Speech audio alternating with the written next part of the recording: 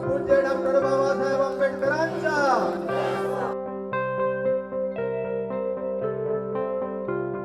नमो तस्स भगवतो अरहतो सम्मा संबुद्धस्स.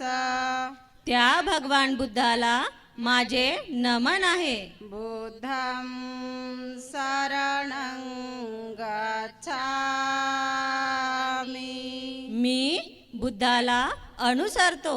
धम्मं शरणं गच्छामि. मी त्यांच्या धम्माला अनुसरतो. संघं शरणं गच्छामि. मी त्यांच्या संघाला अनुसरतो.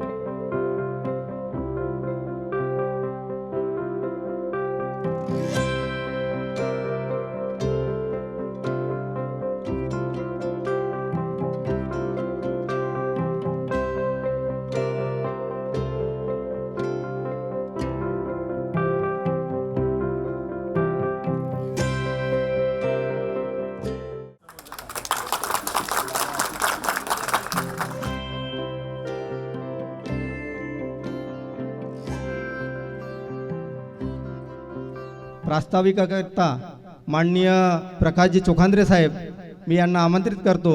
आजच्या सभेत 1000 लोकांच्या धम्मदीक्षा सोहळा हा साहेबांच्या साक्षीसमोर होत आहे. तेव्हा आता मात्र महार म्हणून न जगता बौद्ध म्हणून जगण्याचा निर्धार करूया. या भावी पिढीच्या उज्ज्वल भविष्याकरता दृढ संकल्प करूया. माननीय राजरत्न आंबेडकर साहेबांच्या रूपात आम्हाला आशावादी नेतृत्व मिळाले. राजरत्न साहेब हे वर्ल्ड फेलोशिप ऑफ बुद्धिस्ट संस्थेचे सेक्रेटरी या पदावर कार्यरत आहेत.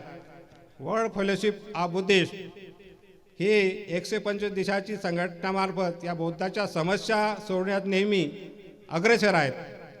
बौद्ध विद्यापीठ शाळा कॉलेज स्थापन करण्याच्या हेतूने कार्य सुरू आहे. धम्माच्या प्रचार प्रसार मार्गदर्शनकरिता संपूर्ण भारतभर फिरत असतात. दी बुद्धिस्ट सोसायटी ऑफ इंडिया भारतीय बौद्ध महासभा नागपूर ग्रामीण शाखेचे पदाधिकारी तन मन धनाने कार्य करीत राहतील अशी आशा व्यक्त करतो.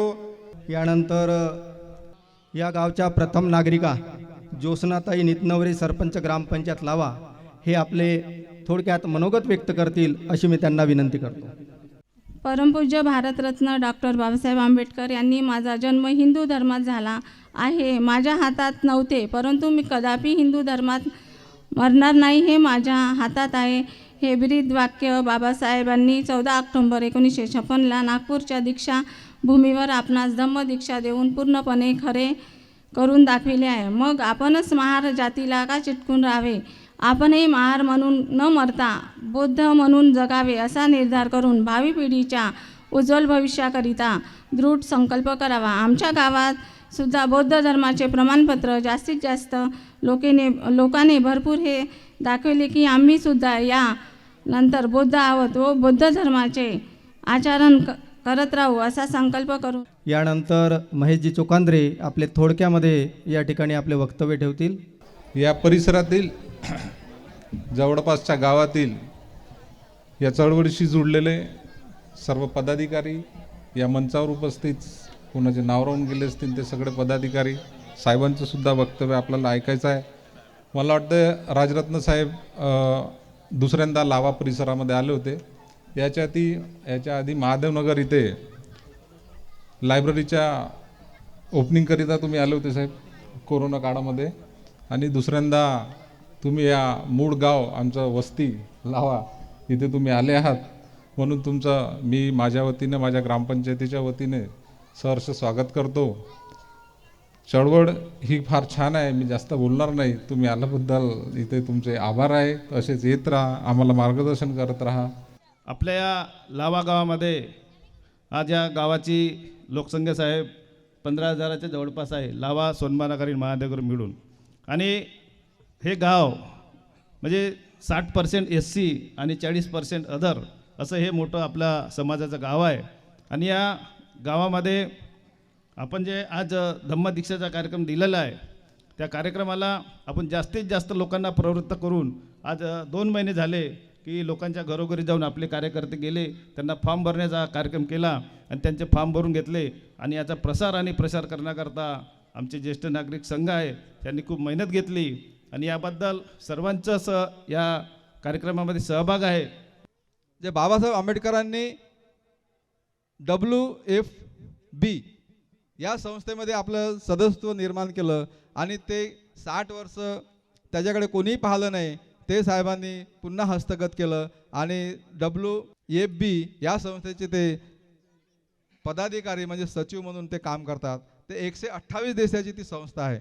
साधं काम साहेबांचं नाही आहे, हे आम्ही पाहिलं आणि आम्ही त्या कामाला लागलो. त्यानंतर काम करत असताना समाजामध्ये काय कमी आहे, काय पाहिजे याच्यावर आम्ही चिंतन करत असतो. आणि आता आम्ही मागील महिन्याभरापूर्वी आम्ही एक स्टिकर छापलं. ते स्टिकर बौद्ध बनो, बौद्ध दिखो, बौद्ध लिखो असं ते स्टिकर आहे. आणि पत्रक छापलेलं आहे. पत्रक छापलेलं त्या पत्रकामध्ये संस्थेचे काय विचार आहेत, संस्था काय म्हणते, नेहमी तोंडी सांगण्यापेक्षा जर आम्ही ते पत्रक छापून लोकांपर्यंत पोहोचत आहोत, लोकांना आवडत आहे. आम्ही साहेबासोबत जुळण्याच्या मागचं हेच कारण आहे की बाबासाहेब आंबेडकरांचं राहिलेलं अधुरं काम आपल्याला पूर्ण करायचं आहे. मी या ठिकाणी आवाहन करतो की खरोखरच आपण बाबासाहेबाचे अनुयायी समजत असाल, बाबासाहेबाला जर मानत नाही जाणत असाल, तर या संस्थेचं काम आपण स्व खुशीने घेतलं पाहिजे, स्वतः घेतलं पाहिजे. मी एवढंच या ठिकाणी आवाहन करतो. या ठिकाणी मी आमंत्रित करतो पुष्पाताई बौद्ध, पारिवारिक संगोष्ठी संचालिका, हे आपले या ठिकाणी आम्हाला मार्गदर्शन करतील अशी मी त्यांना विनंती करतो. प्रश्न असा आहे, बौद्ध बनो, बौद्ध दिखो, बौद्ध लिखो. का आज आपण आत्तापर्यंत 1956च्या नंतर बाबासाहेबांनी 7व्या प्रतिज्ञेत लिहिलं की मी बौद्ध धम्माच्या विरुद्ध विसंगत कोणतंही आचरण करणार नाही आणि बौद्ध धम्म स्वीकार करताना विचार करून बौद्ध धम्म ग्रहण करायचा आहे, घ्यायचा आहे.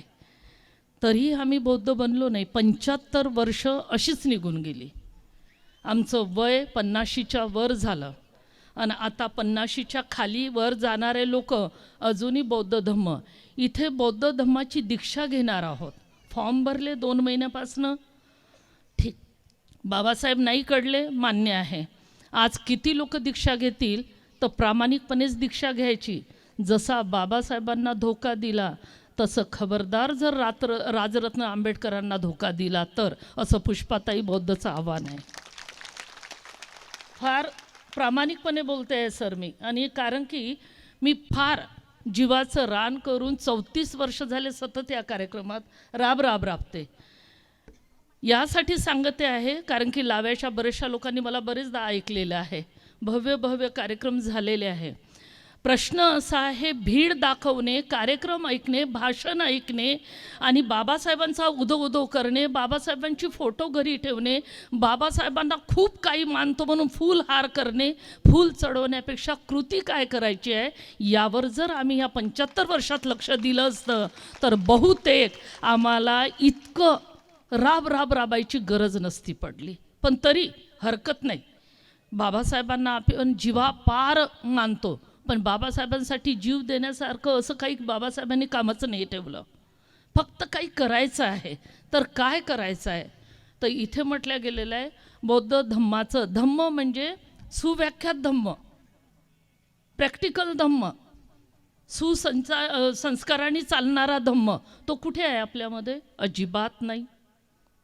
पंचशील करताना पंचशीलाचं उच्चारणसुद्धा आपल्याकडून चुकते, पण प्रयत्न आहे आपला. चुका काढायच्या नाही आहे, पण प्रयत्न करायचा आहे. पानाची पाता शरणं शकुटाला सररंग, बरोबर आहे हे उच्चारण. पाली भाषेमध्ये वंदना पूर्ण पाठ आहे म्हाताऱ्या आई लोकांना. विहारामध्ये म्हाताऱ्यांचीच गरज आहे आता. तरुण वर्ग बिलकुल मोबाईलमध्ये आणि फेसबुकमध्येच आहे. पण बाबासाहेबांनी तर म्हटले की प्रत्येक रविवारी परिवारासह विहारात गेलंच पाहिजे. आपण कितीपत लोक तरुण संडेच्या दिवशी तरुण मुलामुलींना किंवा आपल्या लहान बाळा लेकरांना घेऊन जातो, प्रश्न थांबलेला आहे. पण आता आज आपण बौद्ध धम्माची जरी या कार्यकर्त्यांनी शुभ्र वस्त्रामध्ये जे लोक इथे बसलेले आहेत कार्यकर्ता, त्यांनी आपल्यासाठी हा खूप मोठा कार्यक्रम इथे घडवून आणला आणि म्हणून आपल्याला बौद्ध बनायचं आहे. आज मी इथे संकल्प अशी करते आहे की बाबासाहेबाला मी पाहिलं नाही. माझा जो 34 वर्षाचा त्याग आहे, 3दा मोका आला मला, 3दा चान्स आला मला, 3दा राजरत्न आंबेडकर सरांसोबत मला बसायला मिळालं, तर मला असं वाटतं की याला तर साकार करण्याचा मौका मलाही मिळालेला आहे. इसको तो आगे बढ़ाना ही है. कारण की त्यावेळेला मी नव्हती. नागपुरामध्ये मला म्हणतात, एक आदर्श महिला म्हणून मला घोषित केलं नागपूरकरांनी. मला म्हणतात की तुमची खूप गरज आहे समाजाला. पण तेव्हा मला बाबासाहेब पाहिले नव्हते, दिसले नव्हते. पण नातू, बाबासाहेबांचे नातू ज्याला मी जीवापार मारतो, कारण की मी खूप स्ट्रिक्ट पण आहे सर. जर बाबासाहेबाच्या मिशनला जो मानत नाही, मी त्याच्या सगळा नातेवाईक असो त्याच्या घरी पण उभी राहत नाही, माझं हे आहे. पण बाबासाहेबाला नाही बघितलं, पण राजरत्नांना तर इथे बघितलेलं आहे. फिर ये मौका मैं क्यों छोड़ सकती हूँ? का सोडायचा हा मौका? मग आता राहिलेलं काम, नाही केलेलं काम, वाचलेलं काम भुलून आपण चुकलो तर ते आता चूक करायची नाही, असं मी स्वतः संकल्प करते आणि तुम्हासुद्धा मी एक आव्हान करते. तिसरी गोष्ट, बौद्धांचे नियम आहेत. आज जे लोक इथे दीक्षा घेणार आहेत, फॉर्म भरा, दीक्षा घ्या आणि घरी जा. और जैसे ते थुके चाटे पुसे, नाकतोडे तोंडफोडे हे आडनाव बंद झाले पाहिजे. जर दीक्षा घेतल्यानंतर तुम्ही बौद्ध पद्धतीने आडनावं ठेवू शकता, पाली भाषेच्या शब्दांनी आडनाव. आजही आमचे आडनाव बदलले नाही. वय झालं 70, 80, 75, 60 नाही बदललं. पण मला सर बाबासाहेब एवढे, म्हणजे माझ्या MP-त राहून मी एवढा संघर्ष केला, आज मला तुमच्यासमोर सांगायचा मौका मिळाला. ज्या 9 नंबर क्वार्टरमध्ये मी राहायची आणि पूर्ण ब्राह्मणाच्या मधात, तसं आजही मी ब्राह्मणातच राहते. आजही माझं फ्लॅट ब्राह्मणाच्याच आजूबाजूला आहे. आणि हे कॉम्पिटिशनच झालं एक प्रकारचं माझ्यासाठी. बाबासाहेबाला, महात्मा सावित्रीबाई फुलेला जेव्हा मी वाचलं तेव्हा मला बाबासाहेब कळले. आणि तेव्हा माझ्या लक्षात आलं की एक महिला सावित्रीला इतके कष्ट भोगावं लागेल, सावित्रीला इतका त्रास झाला, पण पुष्पा बौद्धला काहीच त्रास नाही आहे, काहीच नाही. मग मी आरामाने बाबासाहेब का मानू शकत नाही, का ॲक्सेप्ट करू शकत नाही? आणि तेव्हा मला कळलं. आणि तेव्हा मला मुलगी जेव्हा गर्भात आली तर विचार केला, बाबासाहेब म्हणतात बौद्ध बनो, बौद्ध दिखो, बौद्ध लिखो, पुच्छ लोको हटाना पडेगा.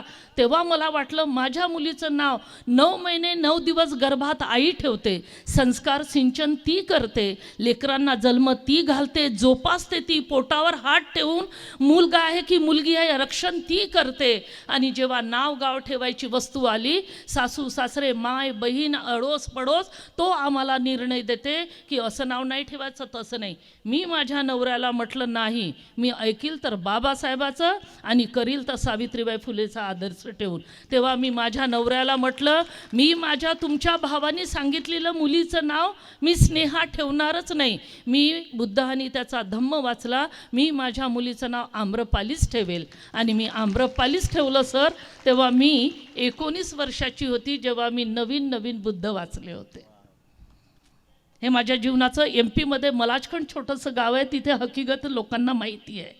नंतर मला असं वाटलं, 1.5 वर्षांनी मुलगा राहिला, परत माझी हिंमत ताकद खूप वाढली, कारण की रमाईला वाचत आली.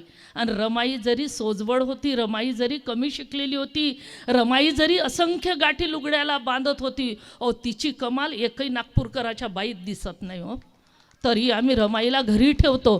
पण रमाईचा फोटो जेव्हा जेव्हा बघतो तर त्या चेहऱ्यातच दिसते की रमाईची काय एक क्वालिटी आहे, चेहऱ्यात दिसते गंभीरता. तेव्हा मी विचार केला, मी तर रमाई कधी बनू शकत नाही, पण रमाईचा मार्ग धरून 4 चौघात बसून बायात बसून रमाईचं उपदेश तर देऊ शकते. आणि तेव्हा ठरवलं की रमाईने राजरत्नाला कसं सांभाळलं, त्यांचे बाळाला कसं सांभाळलं, कसं आपल्या मुलांचं संगोपन केलं, आणि मी माझ्या लेकरांना जन्म देते. आणि बाबासाहेब म्हणतात, वर्गविहीन वर्णविहीन जातीविहीन समाजाची स्थापना करायची असेल तर पुच्छ लोको हटाना पडेगा. आणि म्हणून 1.5 वर्षांनी मुलगा गर्भात राहिला तेव्हा नवऱ्याला म्हटलं, मला बिलकुल आड घालायचं नाही, लेकरं गर्भात मी ठेवत आहोत, तुम्ही नाही. मला सावित्री समजली, रमाई समजली, आणि मी माझ्या पोराचं नाव तर बौद्धच सरनेम ठेवेल. आणि नवऱ्याने काहीच म्हटलं नाही. 3ऱ्या दिवशी मलाजखंडच्या कॉपर माईनच्या हॉस्पिटलमध्ये बर्थ सर्टिफिकेटवर बौद्ध सरनेम झालेलं आहे. आज माझा मुलगा 31 वर्षाचा आहे, सरनेम बौद्ध आहे. आणि या पद्धतीने मला रमाई, सावित्री, बाबासाहेब कळले आणि बौद्ध. पण आज आपण संख्येने इथे बसलेले आहोत आणि साहेबांची खूप तारीफ करत आहोत, खूप गुणगान करत आहोत, पुष्पगुच्छ देत आहोत. पण चेंजेस काय, बदल काय? काहीच बदल नाही. जीवनामध्ये जर बदल नसेल, जीवनामध्ये जर त्याग नसेल, जीवनामध्ये जर ध्येय नसेल, तर आम्ही सामाजिक, आर्थिक, मानसिक, शारीरिक आणि सामाजिक, धार्मिक, राजनैतिक प्रगती करू शकत नाही. त्यासाठी जर तुम्ही इथे ध्यानानी साहेबाला ऐकायला आले तर तुम्हाला या 3 गोष्टींमध्ये परिवर्तन करावं लागेल आणि करून घ्यावं लागेल आणि स्वतः त्याचा त्याग करावा लागेल.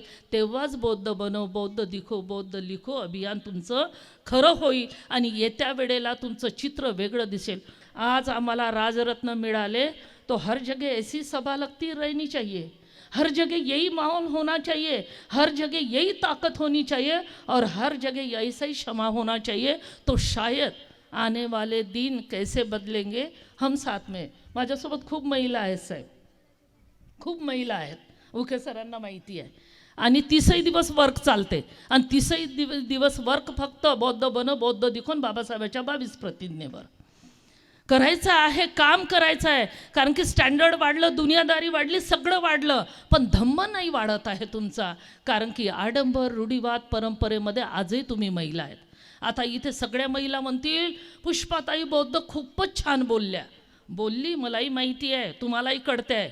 बोलल्याने, तारीफ केल्याने काही नाही होणार. तुम्ही किती बदलणार आहात हे महत्त्वाचं आहे. तुम्ही किती होळी, दिवाळी, राखी, जीवती सोडणार आहात हे महत्त्वाचं आहे. आता तुमची होळी गेली, त्या होलिकाचं तुम्हाला इतिहास माहीत नाही. क्या चीज, त्या मुंबईच्या मुलीनं तिथे बसून कसा त्याग केला, तिने होळी जाळू नाही दिली. आणि आज नागपुरात बौद्ध म्हणणाऱ्या स्त्रिया, पुरुष तोच धिंगाणा करते. एन्जॉय लाईफ जीना आहे म्हणतात. लाईफ असं जगू शकत नाही. म्हणून इथे म्हटलं गेलं, बौद्धांचे काही नियम आहेत आणि तुम्हाला दिसायचं असेल तर एक बौद्ध स्त्री रस्त्याने जाताना कशी असावी, तर तो बौद्ध धम्म तुम्हाला स्वतःच्या आचरणामध्ये ॲक्सेप्ट करावं लागेल. तेव्हा कुठे तुम्हाला ह्या सगळ्या भारतीय बौद्ध महासभेचे धार्मिक कार्यक्रम जे आहे ते परिपूर्णतः शील सदाचाराचं जीवन जगण्याचे आहेत. आणि म्हणून आम्हाला ती शिक्षा, मुलांकडे लक्ष द्या. मुलं खूप वाया चाललेले आहेत, तरुण मुलं. कोणाच्या दारू बंदीच्या, जिथे जिथे बौद्धांच्या झोपडपट्ट्या आहे तिथेच दारूंचे दुकान आहे. पण ज्या एरिया सिव्हिल लाईनमध्ये मी राहते तर ब्राह्मणाच्या दूध डेअरीचे शॉपसुद्धा लावू देत नाही साहेब. आमच्या कॉलनीमध्ये जिथे मी राहते पूर्ण ब्राह्मणाची कॉलनी, पैसेवाल्यांची. वहाँ दूध का वहाँ ठेला भी सुबह नहीं खोल सकता क्योंकि उससे हमारे बच्चों की आदत बिगड़ेगी. मी जिथे राहते मी तिथली गोष्ट सांगते. तिथे नाही उघडू देत. कोणतं भाजीपालेवाला म्हणतो की मॅडम मैं कुछ घंटे के लिए सब्जी भाजी लेके बैठू. कॉलनीमध्ये मना आहे, स्टँडर्ड एरियामध्ये, हायफाय एरियामध्ये. आपले लोक राहिले, आपल्या लोकात जगणं सोपं आहे हो. मी राहतो, माझ्या महिला आहेत, यांना सगळ्यांना माहिती आहे मी कुठे राहते म्हणून. आणि रोज पांढरी साडी घालून निघते आणि बाबासाहेबांची फोटो मोठी समोरच आहे. दारात जोही व्यक्ती येईल पहिले बाबासाहेब दिसते. किसको डरना आहे? सावित्री भिली नाही, रमाई भिली नाही, कोणी भिलं नाही, राजरत्न भीत नाही, तो हम क्यों डर रहे और किसको डर रहे हैं? एवढी ताकद, हिम्मत तुमच्यात असली पाहिजे, आणावं लागेल, तेव्हा होईल. आणि म्हणून माझं असं मत आहे की आज इतक्या सुंदर माहोलमध्ये, या परिसरामध्ये तुम्हाला फॉर्म मिळेल, तुमची दीक्षा होईल. आडनावही बदलवून द्या सर यांना, उखे साहेब आडनावही द्या यांच्या. कॅपिटल जे असेल, जसं मेश्रामचं यम येते तर तिथे आपण बौद्ध पद्धतीने हे आडनावं बदलवा. तुमची संख्या तिथे गेलीच नाही, सरकारपर्यंत तुमची संख्या पोहोचलीच नाही, त्याच्यामुळे तुम्हाला खालच्या दर्जातच टाकत आहे. जब आपका शिखर छू जाएगा तो मजाल है आपको कोई रोक पाएगा? कभी नहीं. बाबासाहेब म्हणतात, शिक्षा ऐसा शेरनी का दूध है जो पिएगा वही गुर्राएगा. और करून तर पहा, MP मध्ये राहून अशा खतरनाक लोकात राहून पुष्पाताई बौद्ध वयाच्या 18 वर्षापासून काम करते. नागपूरच्या एका कोण्यामध्ये मला जाणतात, पण तरी लोक संघटन विखुरलेले आहे, लोक बिखुरलेले. 4 दिवस माझ्यासोबत जुळतात, इथून निघालं का दुसरीकडे छलांग लावायची फार सवय घाणेरडी आहे. साहेब, आपल्या लोकांना परत एक मोठी घाणेरडी सवय आहे, बंदरासारख्या उड्या मारायच्या 17 डालीवर, आणि मग एकाही डालीवर धडाचं आपलं वास्तव्य करत नाही. ऐसा मत करो, जलस मत करो, कोणाची निंदा करू नका, चुगली चहाडी करू नका, झगडे लावू नका. संघटन नीट अँड क्लीन चालवा. आपलं जे व्हायचं आहे ते चांगलं आहेच समोर, ते चित्र आहे, पण आपल्याला मजबूत व्हावं लागेल. आणि म्हणून तुम्हाला ह्या सगळ्या गोष्टी पाळणं समजणं अति गरजेचं आहे. आदरणीय राजरत्नजी आंबेडकर साहेबांना या ठिकाणी पाचारण करतो की त्यांनी आपलं वक्तव्य या ठिकाणी ठेवावा. तो आज हम लोगों ने बौद्ध धम्म के दीक्षा का कार्यक्रम रखा है. आप लोगों के मन में ये सवाल उठता होगा कि हम तो पहले से बौद्ध हैं, हमारी काहे की दीक्षा? देखिए, बौद्ध धम्म में कोई भी पहले से बौद्ध नहीं होता. आप लोगों को लगता होगा कि मेरे माता पिता बौद्ध है तो मैं भी बौद्ध है, मैं भी बौद्ध हूं. बौद्ध धम्म ये जन्म के आधार पर नहीं होता. अगर माता पिता बौद्ध है और उस बच्चे की बौद्ध धम्म की दीक्षा नहीं हुई है तो वो बौद्ध नहीं माना जाता, बौद्ध नहीं गिना जाता. और इसलिए हम लोगों को बौद्ध धम्म के दीक्षा के संस्करण से जाना ही पड़ता है. अब यहां पर जितने भी लोग उपस्थित हैं, हम लोगों के माता पिता बौद्ध थे इसलिए हम बौद्ध हैं. और अब जो जनगणना होने वाली है, यहां पर देखिए भारत सरकार किस तरह से काम करती है. जब जनगणना होने वाली है और जब आपके घर पर जो एनुमरेटर आएगा और वो आपको पूछेगा कि आपका धर्म क्या है, और आप जब उसको कहोगे कि मैं बौद्ध हूं, तो बौद्ध होने के बाद वो आपसे प्रमाण पत्र मांगेगा कि बौद्ध होने का क्या प्रमाण पत्र है, बौद्ध होने का क्या प्रूफ है.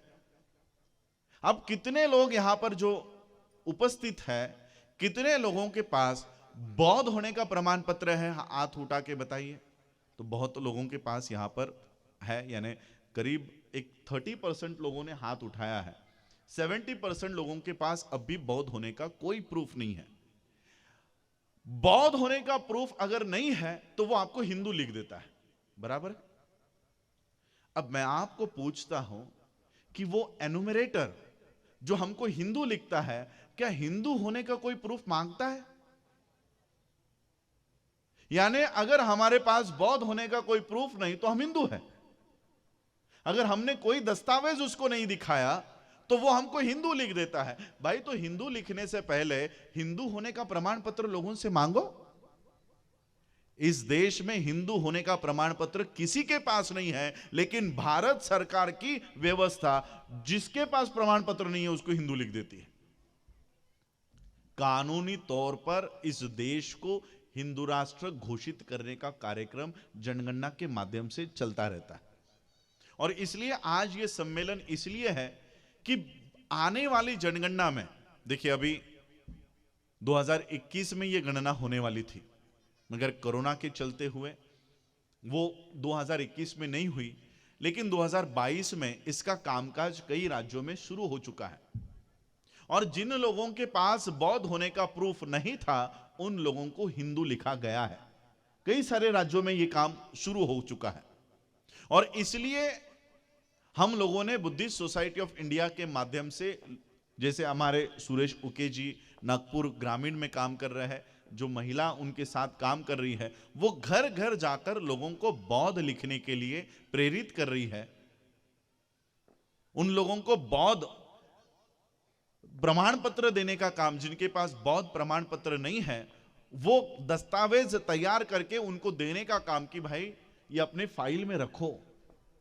जिस तरह से आधार कार्ड आपका बना हुआ है, आपके पास राशन कार्ड है, आपके पास ड्राइविंग लाइसेंस है, उसी तरह से हर बौद्धों के पास बुद्धिस्ट सोसाइटी ऑफ इंडिया द्वारा बौद्ध धर्म के दीक्षा का प्रमाण पत्र उसके पास होना चाहिए, उसकी फाइल में होना चाहिए, ताकि पूरे जीवन भर में वो कहीं पर भी ये प्रसंग अगर आए कि तुम कौन हो, तो वो बता सके कि मैं बौद्ध हूं। और ये देखिए, मैडम ने बात कही कि बौद्ध लिखो, बौद्ध दिखो, बौद्ध बनो। ये जो कार्यक्रम है ये सिर्फ बौद्धों में ही चल रहा है। कभी आपने देखा क्रिश्चियन बनो, क्रिश्चियन लिखो, क्रिश्चियन दिखो, ऐसा कभी कोई कार्यक्रम देखा?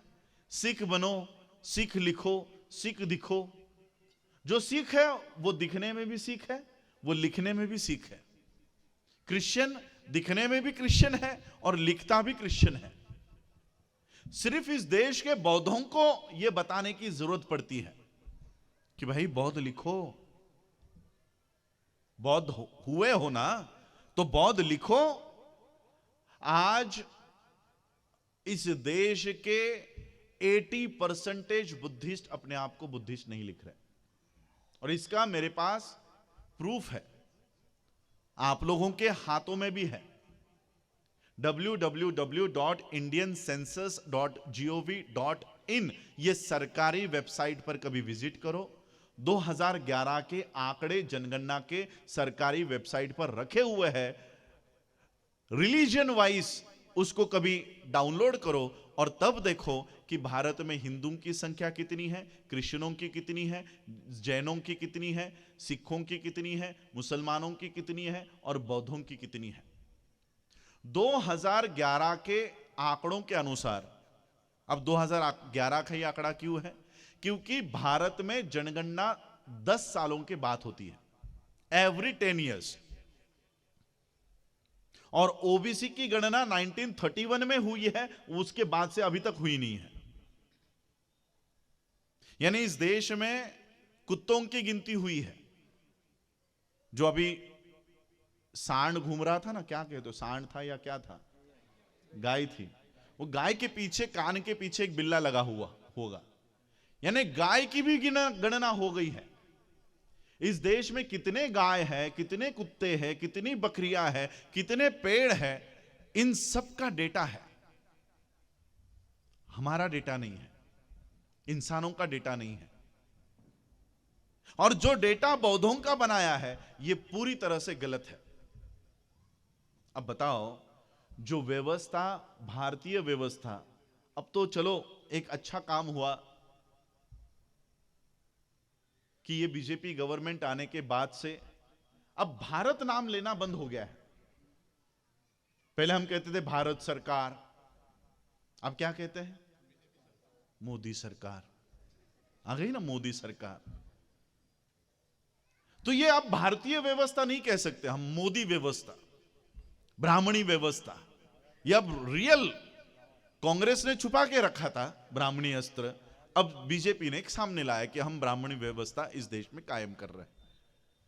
तो ये ब्राह्मणी व्यवस्था जो बुद्ध को हमेशा दबाए रखना चाहती है, क्या वो आपके सही आंकड़े देने का काम करेगी? 2011 की जो गणना हुई उसमें भारत के बौद्धों की लोक संख्या 0.6% दिखाई है। आप लोग इंडियन सेंसस के साइट से जाकर देख सकते हो। 0.6। बाबासाहेब काय म्हणतात? मी भारत बौद्धमय करीन। जी प्रतिज्ञा बाबासाहेब करतायत कि मी भारत बौद्धमय करीन, कि मैं भारत को बौद्धमय बनाऊंगा, उसी भारत में बौद्धों की लोक संख्या 0.6% पे आई है। क्यों आई है? कुछ गलती हमारी है, कुछ गलती ब्राह्मणी व्यवस्था ने षड्यंत्र करके हमारी संख्या को कम दिखाया है। मेरे पास एनुमरेटर्स, जिसको आप लोग एनुमरेटर्स कहते हो, ये एनुमरेटर्स कौन होते हैं? ये हमारे ही शिक्षक होता है, टीचर वर्ग होता है। जब मैंने 2014 से यह मूवमेंट शुरू की कि हम लोगों को बौद्ध आने वाले जनगणना में बौद्ध लिखना है, और मुझे यह पूरा पता था कि मेरा विरोध अब नहीं होगा, मेरा विरोध जब जनगणना आएगी तब होगा। इसलिए हमने 2014 से गली गली में जाकर लोगों को बौद्ध बनाने की प्रक्रिया, बौद्ध सर्टिफिकेट्स इशू करने की प्रक्रिया बहुत पहले से शुरू कर दी थी, क्योंकि हमें पता था आखिरी 6 महीने में संभ्रम निर्माण किया जाएगा, लोगों को बौद्ध लिखने से परावृत्त किया जाएगा। और इसलिए हम लोगों ने बहुत पहले से काम करना शुरू किया, बहुत पहले से अंडरग्राउंड काम करना हमने शुरू किया।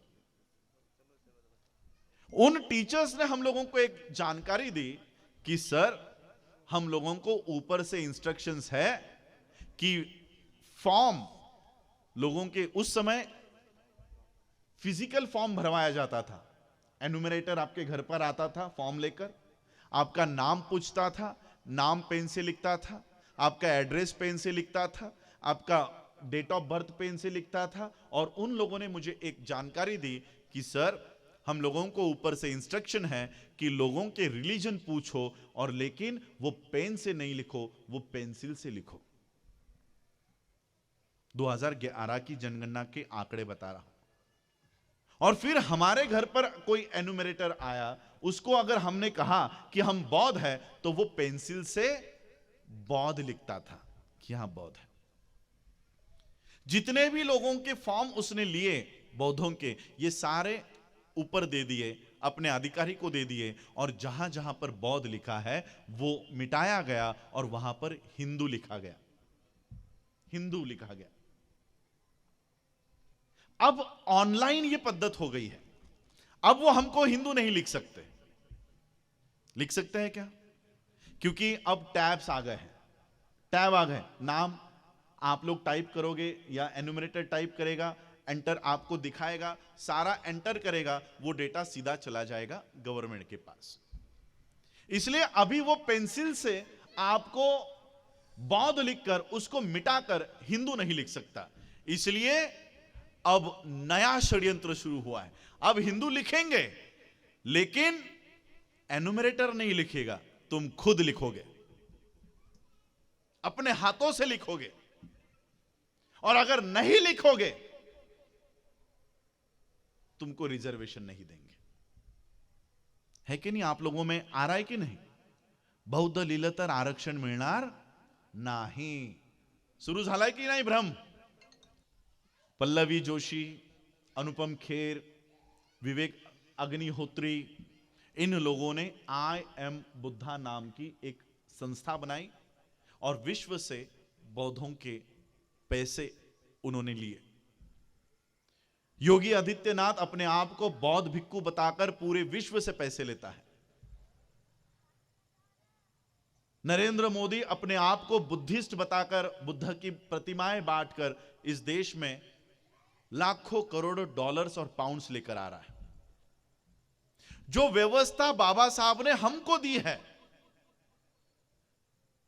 उस व्यवस्था पर हम चलने को तैयार नहीं, उस व्यवस्था पर हम चलने को तैयार नहीं।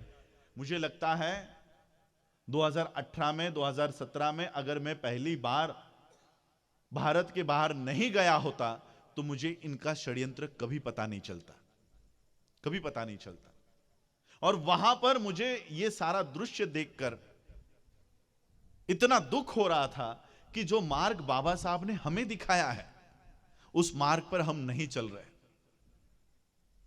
भारत का बौद्ध, हम भारत के बौद्ध हैं, असली बौद्ध हैं। हम किसके पीछे लगे हैं? आरक्षण के। नाही, बौद्ध लिहिलं तर आरक्षण जाईल, नौकरी मिळणार नाही।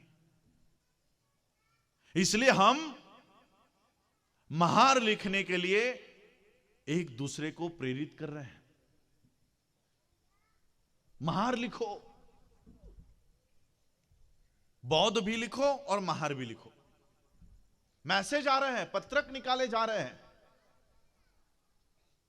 पैम्पलेट निकाले जा रहे हैं कि आने वाली जनगणना में रिलीजन के कॉलम में बौद्ध लिखो और जाति के कॉलम में महार, मातंग, चांभार, ढोर लिखो। इसके बाद क्या होगा, कभी सोचा है आपने? आपने तो लिख दिया, चलो जनगणना में रिलीजन बौद्ध लिख दिया और जात महार लिख दी। इसके बाद क्या होगा? आपकी आइडेंटिटी बन जाएगी बौद्ध महार। जिसने मातंग लिख दिया उसकी आइडेंटिटी बन जाएगी बौद्ध मातंग, बौद्ध चांभार, बौद्ध ढोर, बौद्ध कुनबी। जिन जाति के व्यवस्था को बाबा साहब जैसे हमारे प्रस्तावना करने वाले महोदय कहकर गए कि बाबा साहब ने कहा कि मैं हिंदू पैदा हुआ ये मेरे हाथ में नहीं था, लेकिन मैं हिंदू मरूंगा नहीं। क्यों कहा बाबा साहब ने ऐसा? बाबा साहब ने हिंदू धर्म का त्याग किया क्यों?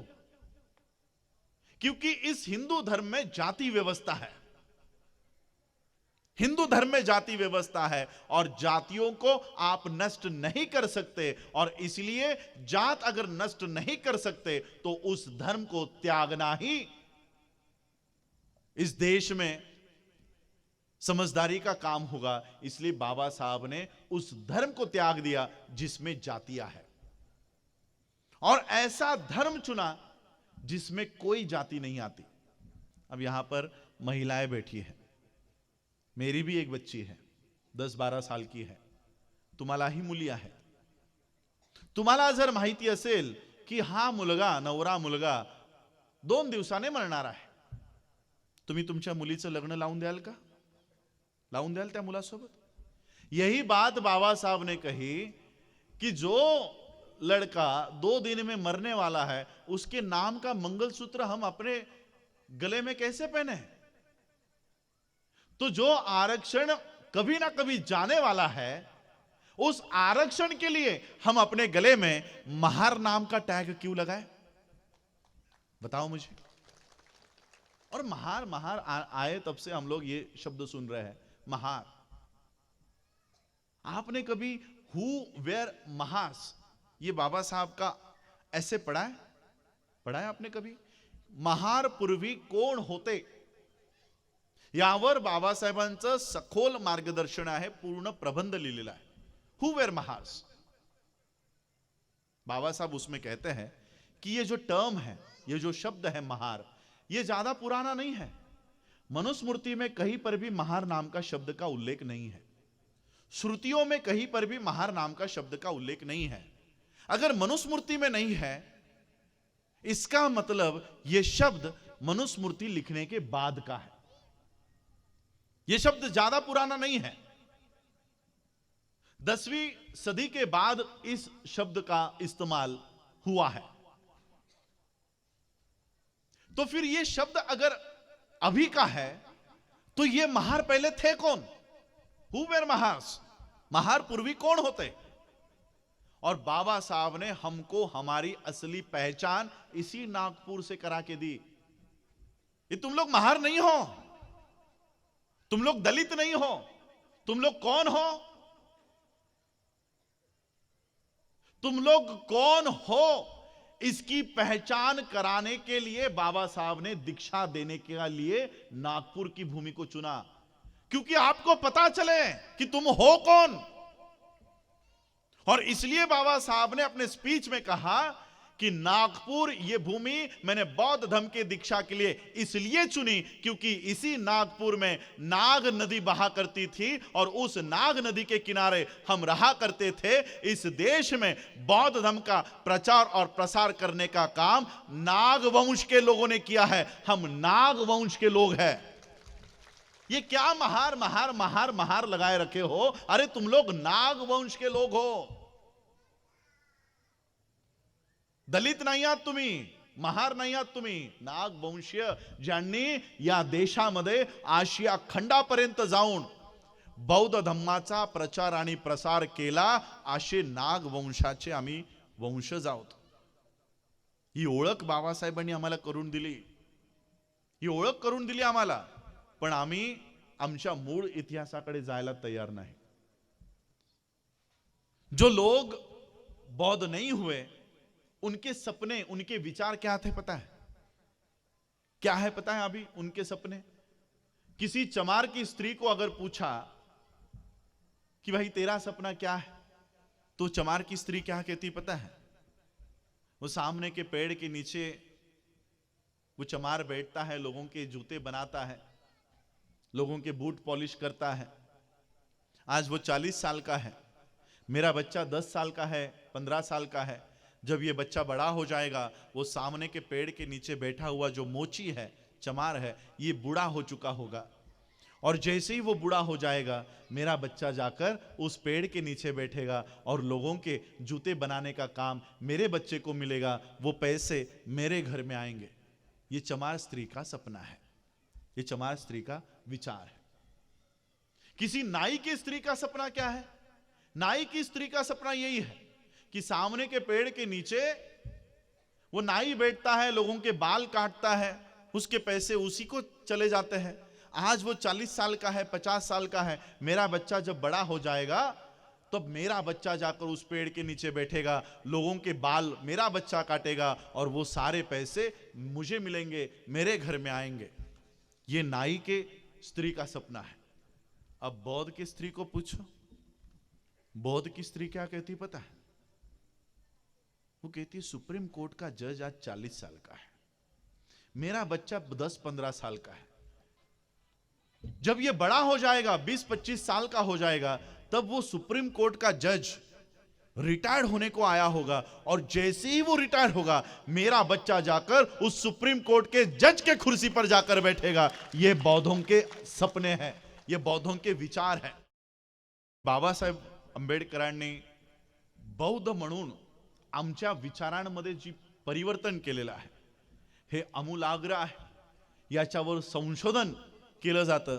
100 वर्षाच्या आधी, 100 साल के पहले ही इस समाज ने इतनी बड़ी क्रांतिकारी बदल उसमें हुआ है कि आज तक किसी समाज में इतना बड़ा बदलाव नहीं हुआ। और इसलिए इस देश की ब्राह्मणी व्यवस्था डर गई है। ये डरकर संविधान जलाती है, ये डरकर एंटी कन्वर्जन बिल लाई है। अच्छा, मनुस्मृति कितने साल थी पता है आपको भारत में? 1500, 1200, 1500 साल। एक व्यक्ति की अगर उम्र 100 साल भी पकड़े तो हमारी 15 पीढ़ियां मनुस्मृति में जी, मनुस्मृति के दायरे में थी। संविधान लागू होकर 72 इयर्स हुए हैं, यानी हमारी एक जनरेशन भी पूरी नहीं हुई है संविधान के दायरे में। 15 पीढ़ियां हमारी मनुस्मृति में थी, तब कोई हमारे ओर देखता नहीं था। अब एक पीढ़ी भी हमारी संविधान में पूरी तरह से पूरी नहीं हुई है, आपको एक पीढ़ी में ही डर लगने लग गया। मोदी जी को एक पीढ़ी में ही डर लगने लग गया। 56 इंच की छाती एक पीढ़ी से ही डर गई। 15 पीढ़ियों से आपने हम पर राज किया, तब आपको डर नहीं लगा। अब एक पीढ़ी बाबा साहब के संविधान के दायरे में क्या आ गई है, आपको डर लगने लग गया है। आप ईवीएम मशीन लेकर आ गए, आप एंटी कन्वर्जन बिल लेकर आ गए, संविधान को जलाना शुरू कर दिया है। तो ये सारा इस देश में हो रहा है। मैं वाइंड अप करूंगा। बाबा साहब ने इन सारी परिस्थितियों को बहुत पहले ही भांप लिया था, बहुत पहले ही जांच लिया था बाबा साहब ने। बाबासाहेब आंबेडकरांना खूप आधीच हा अंदेशा आला होता की या देशाचं संविधान जास्त काळ टिकू दिलं जाणार नाही। या देशात लोकशाही जास्त काळ टिकणार नाही, कारण लोकशाही जर या देशामध्ये नांदली तर तुमची प्रगती त्याच्यामध्ये आहे। आणि म्हणून या देशाची ब्राह्मणी व्यवस्था जास्त काळ लोकशाही टिकू देणार नाही। 1954 चा बाबासाहेबांचा बीबीसीचा इंटरव्ह्यू जर कोणी बघितला असेल तर त्याच्यामध्ये बाबासाहेबांनी ही शंका, ही भीती व्यक्त केली की या देशात लोकशाही जास्त काळ राहणार नाही। आणि मग त्या बीबीसीच्या इंटरव्ह्यूअरने बाबासाहेबांना प्रश्न केला, फिर बाबा साहब ऐसी हालत में आप क्या करोगे, आपके लोगों का क्या होगा? ऐसे हालात में आप कहां जाओगे? तब बाबा साहब ने जो आंसर दिया, जो जवाब दिया, वो हम लोगों के लिए बहुत महत्वपूर्ण है। बाबा साहब ने कहा कि हमें पर्यायी व्यवस्था खड़ी करनी होगी, एक अल्टरनेट सिस्टम इस देश में खड़ी करनी होगी।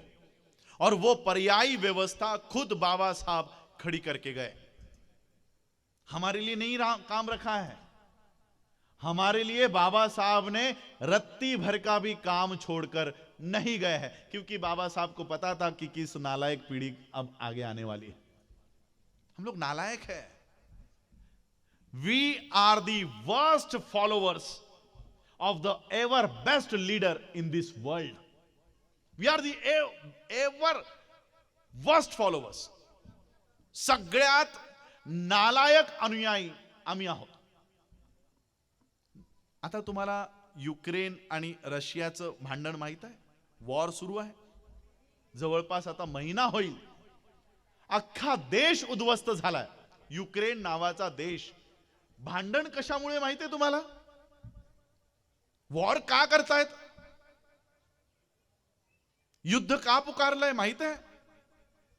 नाटो नावाचं एक ऑर्गनायझेशन आहे, संस्था आहे। युक्रेनने अर्ज केला कि आम्हाला त्याचं सदस्य बनवा। नाटो नाम के ऑर्गेनाइजेशन का सदस्य बनाने के लिए यूक्रेन ने प्रस्ताव रखा कि हमें भी इसका सदस्य बनाओ। रशिया ने कहा कि इसको नहीं बनाएंगे। रशिया ने सांगितलं याला बनवायचं नाही, और अगर यूक्रेन नाटो का मेंबर बनता है तो हम युद्ध पुकारेंगे, लेकिन यूक्रेन को मेंबर नहीं बनने देंगे। नाटो कितने देशों का ऑर्गेनाइजेशन है पता है आपको? 28, मैंने लिख कर रखा हुआ है। नाटो जो है ये 28 यूरोपियन कंट्रीज का ऑर्गेनाइजेशन है और 2 नॉर्थ अमेरिकन कंट्रीज है, यानी केवल 30 देशों का ऑर्गेनाइजेशन है नाटो। उस 30 देश के ऑर्गेनाइजेशन का यूक्रेन मेंबर ना बने, इसलिए रशिया ने पूरा देश उद्ध्वस्त कर दिया है, तबाह कर दिया है। हम सबसे वर्स्ट फॉलोअर इसलिए है, बाबा साहब अंबेडकर हम लोगों को जाते जाते आंख बंद करने से पहले बाबा साहब हमको 135 देशों का मेंबर बनाकर गए हैं। 135 देशों का। कोई वॉर नहीं, कोई खून नहीं बहा, किसी का घर नहीं उजड़ा, किसी को गोली नहीं लगी, बिना मांगे बाबा साहब ने हमको सब दे दिया है। 135 देश आपके साथ खड़े हैं, लेकिन हम खड़े हैं वित्तू बाबा के चक्कर में। हम खड़े हैं मरियाई के दहलीज पर, हम खड़े हैं संतोषी माता के चौखट पर। है कि नहीं वर्स्ट फॉलोवर्स? सबसे घटिया अनुयायी है कि नहीं हम लोग? बाबा साहब को पता था इस देश का संविधान ज्यादा नहीं टिकेगा। नेहरू जैसे ब्राह्मण, मोदी जैसा बनिया, ये इस देश में संविधान को ज्यादा टिकने नहीं देगा। इसलिए बाबा साहब ने, उनकी शारीरिक परिस्थिति नहीं थी, खड़े रहने की भी ताकत बाबा साहब में नहीं थी, लेकिन फिर भी बाबा साहब ने बौद्ध धर्म की दीक्षा पहले खुद ली और अपने अनुयायियों को बाबा साहब ने दीक्षा दी, ये बताकर दी कि अगर इस देश का संविधान तुम्हारी रक्षा नहीं कर पाया तो ये बुद्ध तुम्हारे पीछे खड़ा हो जाएगा, इस बुद्ध के शरण चले जाओ। आज जापान तुम्हारी सहायता के लिए तैयार है, वियतनाम तुम्हारे पास आने के लिए तैयार है, सिंगापुर, मलेशिया, अनेक देश तुम्हारी सहायता करने के लिए तैयार है, लेकिन हम खड़े हैं 33 करोड़ देवी देवता के चक्कर में खड़े हैं। वहां पर हम लोग खड़े हैं। हम लोग दलित बने बैठे हैं, महार बनना चाहते हैं, चमार बनना चाहते हैं। बाबा साहब ने हमको बौद्ध बनाया। क्यों? क्योंकि उनको पता था मेरे जाने के बाद कोई मसीहा तुम लोगों में पैदा नहीं होगा, तुम लोगों की रक्षा कोई नहीं कर पाएगा। इसलिए इस बुद्ध के साथ तुम्हारी पहचान करा के दे रहा हूं। इस बुद्ध को अपनाओ, इस बुद्ध के मार्ग पर चलो और अपनी प्रगति वहां से कर लो। हम लोग धम्म की मूवमेंट बढ़ाना चाहते हैं, चलाना चाहते हैं। और धम्म की मूवमेंट चलाने के लिए आगे कौन आ रहा है? जो रिटायर्ड हो चुके हैं। हमारी भारत में मैडम एक थिंकिंग बन चुकी है कि धम्म का काम कब करेंगे? रिटायर होने के बाद, है ना? ही भावना आमच्यामध्ये रूढ झालेली आहे की धम्म कधी जाऊया ना 60 नंतर, 60 वर्षांनी, 40 नंतरच डायबिटीज सुरू होतो, ब्लड प्रेशर सुरू होतो, अनेक आजार अनेक ग्रस्त हे शरीर व्हायला लागतं। अजून 20 वर्ष गेल्यानंतर अजून ते शरीर व्याध्यांनी ग्रस्त होतं आणि मग तो माणूस देतो आम्ही धम्मासाठी, घ्या। ज्याला आता घरात स्थान नाही, ज्याला ऑफिस मध्ये आता कोणी विचारत नाही, असा माणूस आम्ही देतो धम्माला। जिसे अभी घर में कोई नहीं पूछता, उसको हम धम्म चलाने के लिए दे देते, ये लेके जाओ, ये लेके जाओ। अरे जिस देश में प्रियदर्शी राजा सम्राट अशोक ने अपने छोटे छोटे बच्चे बौद्ध धर्म का प्रचार प्रसार करने के लिए महलों का त्याग करके उन्होंने धम्म को सौंप दिए, उस देश में हम 60 बरस के लोगों को धम्म को सौंप रहे। मैं आप युवाओं को बताना चाहता हूं, जिस एज में आप पार्टियों के झंडे लेकर घूम रहे हो, शिवसेना, राष्ट्रवादी, कांग्रेस, बीजेपी, ये आपके झंडे स्टेट के बाहर नहीं है। शिवसेना महाराष्ट्र की पार्टी, महाराष्ट्र के बाहर शिवसेना का नाम नहीं। बीजेपी 7-8 राज्यों की पार्टी है, पूरे देश में उसका नाम नहीं है। कांग्रेस खत्म हो गई। ऐसे झंडे अपने हाथ में लेकर जो आपके राज्य के बाहर भी नहीं है, ऐसे झंडों को हाथ में लेने के बजाय ये जो धम्म ध्वज यहां पर लगा है ना, ये 135 देशों पर लहराता है। इस झंडे को अपने कंधे पर लो और अपने अधिकार वहां से प्राप्त करो। ये छोटे मोटे झंडे लेकर क्या घूम रहे हो? और इसलिए आप लोगों से विनती करूंगा कि इतना सारा सुनने के बाद जिसे सही मायने में लगता है कि नहीं, बाबा साहब ने बताए हुए रास्ते पर मुझे चलना है, बाबा साहब ने बताए हुए बौद्ध धर्म के मार्ग पर मुझे चलना है, मैं सिर्फ उसी से विनती करूंगा कि वही अपने आसन पे अपने जगह पर खड़े रहे और 22 प्रतिज्ञा लेने का काम करे। तो मैं आप सबसे गुजारिश करता हूं कि जैसे हम प्रतिज्ञा करते हैं, शपथ लेते हैं, वैसे अपना हाथ आगे कीजिए और मेरे पीछे पीछे बाबा साहब अंबेडकर जी ने दी हुई ये प्रतिज्ञा मेरे पीछे पीछे दोहराई है। मैं ब्रह्मा, विष्णु और महेश इनको भगवान नहीं मानूंगा और ना ही इनकी पूजा करूंगा। मैं राम व कृष्ण इनको भगवान नहीं मानूंगा और ना ही इनकी पूजा करूंगा। मैं गौरी, गणपति आदि हिंदू धर्म के किसी भी देवी देवताओं को नहीं मानूंगा और ना ही इनकी पूजा करूंगा। मैं इस बात पर विश्वास नहीं करूंगा कि तथागत बुद्ध ने कभी अवतार लिया है। मैं ये बात कभी नहीं मानूंगा कि तथागत बुद्ध विष्णु के अवतार है। मैं ऐसे प्रचार को पागलपन का झूठा प्रचार समझता हूं। मैं ये बात कभी नहीं मानूंगा कि तथागत बुद्ध विष्णु के अवतार है। मैं कभी श्राद्ध नहीं करूंगा और पिंडदान नहीं करूंगा। मैं तथागत बुद्ध के विरुद्ध, तथागत बुद्ध के धम्म के विरुद्ध कोई भी आचरण नहीं करूंगा। मैं कोई भी संस्कार ब्राह्मणों के हाथों से नहीं कराऊंगा। मैं मनुष्य की समता की विश्वास करता हूं। मैं समानता स्थापित करने के लिए प्रयास करूंगा। मैं तथागत बुद्ध के अष्टांगिक मार्ग का पूरा पालन करूंगा। मैं तथागत बुद्ध द्वारा बताई गई 10 पारमिताओं का पूर्ण पालन करूंगा। मैं प्राणी मात्रा पर दया रखूंगा और उनका लालन पालन करूंगा। मैं कभी चोरी नहीं करूंगा। मैं कभी झूठ नहीं बोलूंगा। मैं कभी व्यभिचार नहीं करूंगा। मैं कभी शराब नहीं पीऊंगा। मैं अपने जीवन को बुद्ध धम्म के 3 तत्व यानी ज्ञान, शील और करुणा के अनुरूप ढालने का प्रयोग करूंगा।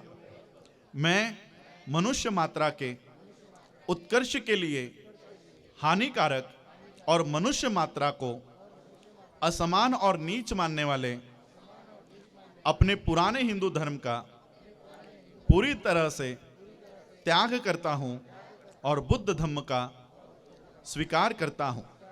मैं पूर्ण रूप से विश्वास करता हूं कि बुद्ध धम्म ही सद्धम्म है। मैं ये मानता हूं कि आज मेरा नया जन्म हो रहा है। मैं ये प्रतिज्ञा करता हूं कि आज से मैं बौद्ध धर्म के शिक्षाओं के अनुसार आचरण करूंगा। डॉक्टर बाबा साहब अंबेडकर की, डॉक्टर बाबा साहब अंबेडकर की, डॉक्टर बाबा साहब अंबेडकर की। बाबा साहब करे पुकार, बाबा साहब करे पुकार, बाबा साहब करे पुकार। आप लोग बाबा साहब अंबेडकर जी के बताए हुए बौद्ध धर्म के मार्ग पर चलेंगे। आने वाले जनगणना में सिर्फ अपने आप को बौद्ध लिखेंगे, जाति लिखने का काम नहीं करेंगे। इस आशा और विश्वास के साथ मैं अपने वाणी को विराम देता हूं। आजच्या कार्यक्रमाचे अध्यक्ष आदरणीय माननीय राजरत्नजी आंबेडकर यांनी आपला पूर्ण वेळ आमच्यासाठी, आमच्या गावासाठी दिला आणि त्यांनी आम्हाला योग्य ते मार्गदर्शन केलं। आमच्या देशातली लोकसंख्या ही 0.06% आहे हे त्यांनी पटवून सांगितलं। आपल्याला जास्तीत जास्त बौद्ध बनायचं आहे आणि आपल्या देशाची लोकसंख्या, बौद्धाची लोकसंख्या वाढवण्याचा प्रयत्न करायचा आहे हे सांगितलं। त्यानंतर पुष्पाताई बुद्ध आजच्या प्रमुख पाहुण्या म्हणून उपस्थित होत्या। त्यांनी सुद्धा छान मार्गदर्शन केलं। त्यांचे सुद्धा मी आभार मानतो। इथे उपस्थित सर्व धम्म उपासक उपासिका त्यांचे मी फार आभार मानतो आणि आजचा हा कार्यक्रम संपला असे मी जाहीर करतो।